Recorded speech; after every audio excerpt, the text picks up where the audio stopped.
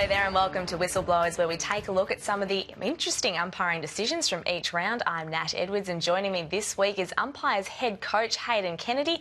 Hayden, good to see you again. Thanks, Nat. Thanks for having me. All right, well, there's plenty to get through today, so we'll start with looking at several animated discussions between North Melbourne defender Michael Firrito and umpire Chris Donlon during the Roos clash against GWS. Mark, it's a mark. It's a mark. It's a mark. It's a mark. Settle down. Settle. Hey, listen, relax. Give me the ball now. It doesn't matter. It's a mark. What do you mean? I spoiled it. Listen. I've heard a better view of it, right? He's behind it. So just. Mate, so you didn't mean to spoil it then? Here. He clunked it. It's a mark. Hold it. Here. What's it for? Holding his arm. Yeah, Against you, Michael. Mark's here. saying you're kidding. Get back here on the line, mate. It's on the line. Yes, mate. You're saying you're kidding. No, mate. It's for arguing the decision. Well, I can't say you're kidding. It's for arguing the decision. Can I disagree? It's the manner you're doing it, mate. Are you It's kidding? the manner you're doing it. What's that, mate? Who do I speak to? This will complain against you. Okay, you do No, that. who do I speak to? Just see what you can do in the game.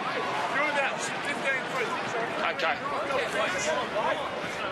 So, Hayden, a fairly interesting exchange between the pair there. Firrito wants to make a complaint. Are you the man he should be speaking to? Yes, I'd be the person that he would need to contact in regards to that one, yeah.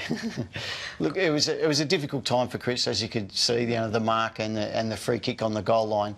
And what we see is Chris is really composed through the whole lot, and that's what we've been coaching our guys, just to be respectful to the situation.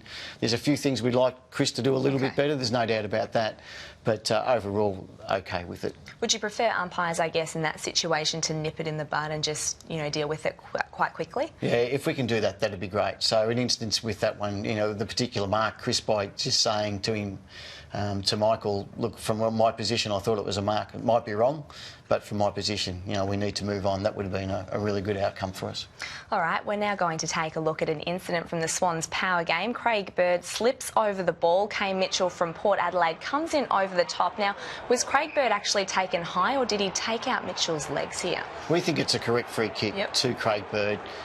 He has no intention to go to ground and take out the knees of Mitchell, and as we can see, Craig actually slips, and then Mitchell falls on top of him accidentally, but we still need to protect the person, in this case Craig, who got the high tackle and push in the back. So if it actually slid in and then taken out his knees, then it would have been a free kick. That's a deliberate action by Craig, so therefore it would be a free kick to Mitchell if he got contacted below the knees. All right, now in the same game we had a decision involving Port Adelaide's Jake Need, who was taken high as he had a shot for goal.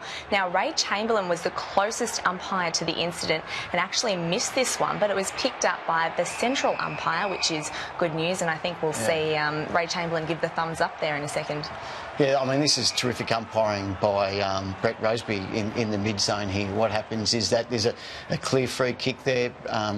Ray doesn't see it the way that the mid-zone sees it, and the mid-zone umpire, in this case Brett, says it's a high tackle, and that's what we've been encouraging. We want all free kicks paid, so we don't want that to be missed at all, and it was really well done. Brilliant. And another incident from the Swans power game. Now, this one, Buddy Franklin and Jack Hompsch in a marking contest. Now, to me, it looks like Buddy has clearly pushed him squarely in the back. He runs on, kicks the goal. Should this have been a free kick to Port Adelaide? There's no doubt about it. This should have been a free kick, and this is the reverse of what we just talked about. Once again, Ray's caught in a front-on position, so actually doesn't see the push in the back, but what we see there circled is Lee Fisher at centre-half forward, who we think's in a really good position to pay the free kick, and we discussed this at coaching last night, that incidents that are as clear as this need to be paid by a umpire, and we need to work on that and get better. So in that situation, did Lee miss it, or he wasn't 100% sure? Lee missed it. He saw it, but just didn't have the confidence in able to blow the decision from his position. Okay. All right, let's move on to the Cats Freo game. A free kick is paid against Geelong skipper Joel Selwood for holding docker Chris Mayne behind the play. Now, this infringement was picked up by an umpire who wasn't closest to the ball, and I guess another example of great teamwork from the umpires here. Yeah, this is excellent teamwork by Jason Armstrong in this case, and what we see And what the telecast doesn't pick up, that's what the telecast picks up. So we make presumptions that it's not a free kick. Yeah. But what actually happens if you go down to the down the ground vision, you can clearly see Selwood throw his opponent out of the play.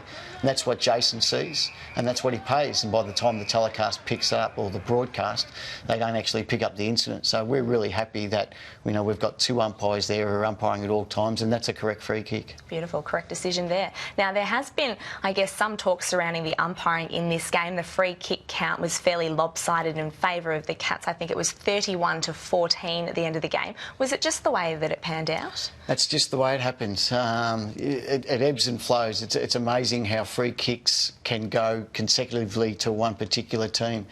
I mean, we only have to go back to the Simmons Stadium in round 16. Western Bulldogs played Geelong, and Western Bulldogs received something like 10 or 12 more free kicks than Geelong. But in this particular case with Freo and Geelong were at the end of getting more free kicks than what Fremantle did.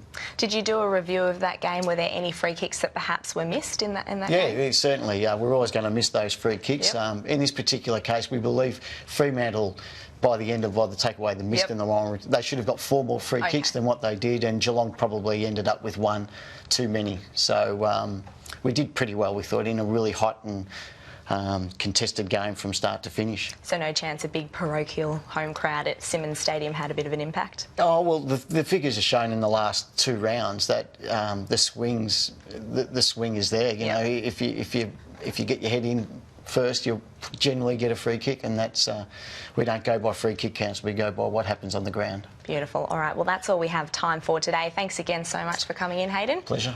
And thank you for joining us on Whistleblowers. We'll see you again next week.